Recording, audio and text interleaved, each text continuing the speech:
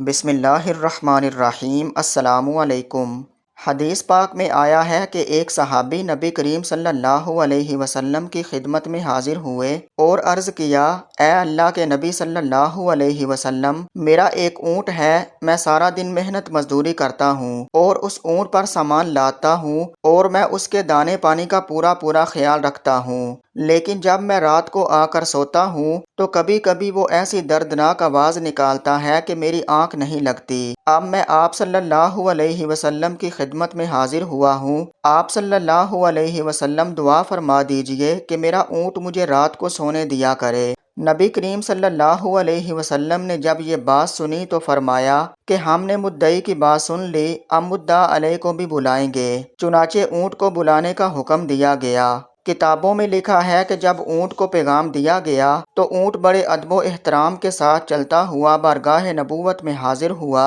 اور نبی کریم صلی اللہ علیہ وسلم کے سامنے آ کر اتحیات کی شکل میں بیٹھ گیا۔ نبی کریم صلی اللہ علیہ وسلم نے اونٹ سے ارشاد فرمایا کہ تیرا مالک تیری شکایت بیان کر رہا ہے کہ وہ تیرے دانے پانی کا خیال رکھتا ہے لیکن تو اس کا خیال نہیں رکھتا، اور رات کو ایسی آوازیں نکالتا ہے کہ جس سے تیرے مالک کی نیند خراب ہوتی ہے، یہ کیا معاملہ ہے؟ یہ سن کر اونٹ کی آنکھوں سے آنسو آ گئے اور کہنے لگا، اے اللہ کے محبوب صلی اللہ علیہ وسلم، معاملہ یہ ہے کہ ہم دونوں سارا دن محنت مزدوری کرتے ہیں، یہ میرا خیال رکھتا ہے اور میں ان کا خیال رکھتا ہوں، یہ بوجھ لاتا ہے اور میں لے کر پہنچاتا ہوں، یہ مجھے دانا بھی دیتا ہے، ہم دونوں ایک دوسرے کے اچھے ساتھی ہیں۔ نبی کریم صلی اللہ علیہ وسلم نے ارشاد فرمایا کہ جب اچھے ساتھی ہو تو پھر اس کو سونے کیوں نہیں دیتے؟ وہ کہنے لگا، اللہ کے نبی صلی اللہ علیہ وسلم، معاملہ یہ ہے کہ کئی مرتبہ یہ تھکے ہوئے گھر آتے ہیں، مغرب کے بعد کھانا کھاتے ہیں، اس وقت کبھی کبھی ان پر نیند غالب آ جاتی ہے